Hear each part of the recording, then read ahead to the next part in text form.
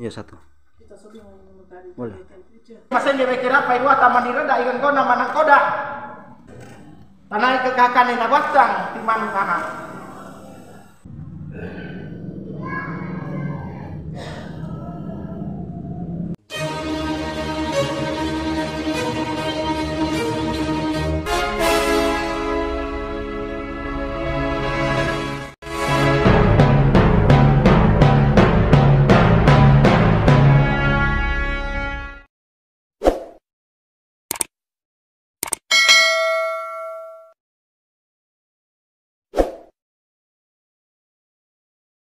Sejarah Kue Tamo, oleh Alfian Walukow. Sampai saat ini belum ditemukan arti secara harafiah dari kata tamo.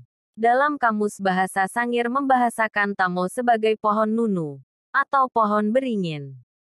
Mengapa Belanda mengartikannya sebagai nunu? Inilah legenda singkatnya. Berdasarkan versi Sangihe Filipina. 1. Guman Salangi datang seorang diri dari Filipina Selatan menunggangi naga raksasa dan seterusnya tiba di puncak Bukit Sahendarumang.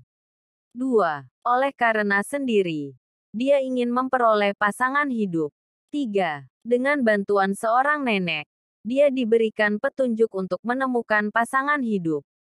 4. Petunjuknya adalah Guman Salangi harus menebang pohon atau menuang. 5. Pohon ditebang dengan kapak bermata dua yang bernama Baliung Longsong. 6. Baliung Longsong adalah kapak kecil, serupa dengan kapak milik Wiro Sableng. Baliung artinya kapak. Longsong artinya kecil mungil. 7. Di pucuk pohon ada sebutir telur.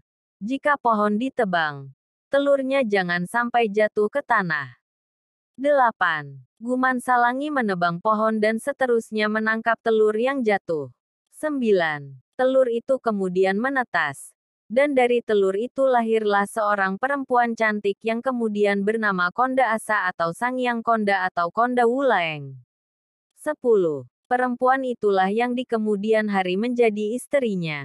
11. Sejak peristiwa itu mereka turun gunung ke pantai. 12. Di tempat itu mereka menemukan sudah ada penduduk. 13. Mereka berdua disambut dan dieluk-elukan atau dalam bahasa Sangir disebut saluhe. 14. Sejak saat itu tempat itu dinamakan Salurang. 15. Di perjalanan terakhir itu, Guman Salangi dinobatkan menjadi raja dengan gelar Medelu dan Konda Asa dinobatkan sebagai permaisuri dengan gelar Mengkila. Kisah cinta mereka disimbolisasi dalam ritual menuang tamo atau menebang tamo dan terus diceritakan dalam Sasalamate menuang tamo. Jika dihubungkan dengan kedatangan Portugis dan Spanyol di Kepulauan Sangihe kurun waktu tahun 1500-an, maka kata tamo mungkin diadaptasi dari kosakata Spanyol, te amo, yang artinya aku cinta. Nama tua dari kue tamo adalah golopung, yang artinya tepung. Resep kue tamo tua adalah campuran dari berbagai jenis makanan yang ada di Kepulauan Sangihe. Oleh perjalanan sejarahnya yang panjang, kini resep tamo hanya terbuat dari beberapa bahan saja yaitu beras, gula, kacang tanah dan minyak kelapa. Dasar sejarah lahirnya kue adat tamo adalah simbolisasi kisah cinta Guman Salangi, raja pertama kerajaan Tabukan. Kisah kue tamo dilegendakan sebagai penanda lahirnya kerajaan pertama di Sangihe dan menceritakan kisah cinta melalui simbol pemotongan kue tamo. Dalam tradisi lisan Sangihe terdapat berbagai versi cerita lahirnya tamo diantaranya. 1. Versi Tamako. Dikisahkan, di masa lalu pernah berdiri kerajaan tua di suatu tempat bernama Bongkolumenehe. Tepatnya kini di Kampung Dago, Kecamatan Tamako. Di tempat itulah untuk pertama kali kue tamo dipertunjukkan dalam pesta pernikahan dari bangsawan bernama Mangulundago dengan Wangsang Peliang. Lokasi tempat pernikahan itu bernama Bongkolumenehe. Kisah pernikahan itu, oleh seniman Sangihe menceritakannya dalam bentuk lagu dengan judul Daluase. Lirik lagu Daluase. Daluase seng nahum paliu nenaungang. Pira taung naliu nehengke kaliomaneng sumau. Batu timuhu kere karakiku. Ruatan netulung satia. Ku abe gagolokangu. Walingu liagang gantinu. Ini ni pensau ringangu gagionu. Tahendunge kebi apang hapiu. Pempe banua kosu wongkong lumenehe. Suta detene takahalaweng. Osu wedau. Lempi u anging. Osu wanalang pedarame.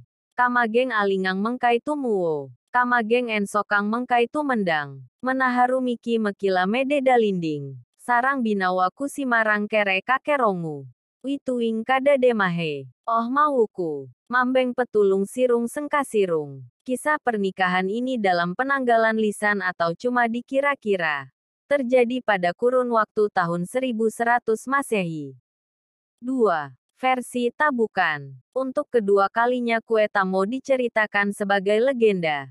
Kue tamo untuk kedua kalinya dipertunjukkan pada pesta pernikahan Maka Ampo dengan istri keduanya yaitu dua orang perempuan bersaudara kandung bernama Sompo Sehiwu dan Timbang Sehiwu. Kue tersebut diolah oleh bibinya Maka Ampo bernama Talongkati yang bergelar Bawu Mahaeng.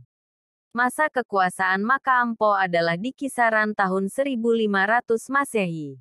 Artinya tercocok logi dengan masa kedatangan Spanyol Portugis di Kepulauan Sangihe. Kue tamo memiliki dua jenis yaitu 1. Tamo datu atau tamo raja. Warnanya coklat tua. 2. Tamo boki atau tamo permaisuri. Warnanya coklat mudah. Aturan pakem olahan tamo berdasarkan adat. Bahan 1. Gula merah atau gula batu. 2. Beras biasa 25%. 3. Beras ketan 75%. 4. Minyak kelapa. 5. Tanpa kacang tanah. Teknik olahan. 1. Harus diolah oleh pasangan suami istri dari awal sampai selesai. 2. Menggunakan bahan bakar dari leluang atau seludang. 3. Cara kongke harus dari kiri ke kanan. 4. Proses masak minimal 3 jam. Aturan aksesoris. Kue tamo tidak menggunakan bendera merah putih. Mengapa? Karena tamo sudah ada dalam kebudayaan Sangihe. Ratusan tahun sebelum ada Republik Indonesia. Yang wajib adalah 1. Udang. 2. Jenis-jenis ketupat Sangihe terutama Empihise Bawatung. 3. Pisang datu atau pisang raja. 4. Rica atau cabe atau lombok. 5. Tomat. 6. Ikan laut goreng atau bakar. 7. Bunga atau kembang asli Sangihe. Syarat pemasangan aksesoris tamo adalah ditancapkan menggunakan lidi atau sejenisnya. Dan ditata menyerupai ranting-ranting pohon. Menghadap ke atas. Bukan ditempelkan melekat pada badan tamo. Hal ini adalah simbolisasi cabang dan ranting pohon dalam kisah Guman Salangi. Penyajian secara pakem. Tamo disajikan di atas piring porselin besar yang dikenal sebagai lama Maluku. Badan tamo dibungkus dengan kembuno atau dan pisang kering. Hal paling hakiki adalah 1. Tamo harus habis dimakan atau dibahagikan pada saat acara pernikahan dilaksanakan. 2. Tamo adalah tanda undangan pesta pernikahan. 3. Orang yang mengolah ataupun yang memotong. Sekurang-kurangnya adalah tua-tua adat. Karena semua unsur pengolahan, bentuk dan pemotongan berisi pesan, doa dan nasihat yang nantinya akan menjadi, bisa.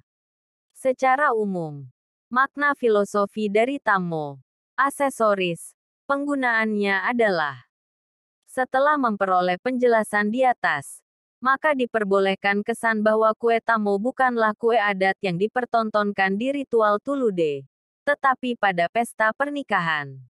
Entah mengapa, siapa dan kapan mulai masuk dalam ritual tulude, aku tak tahu.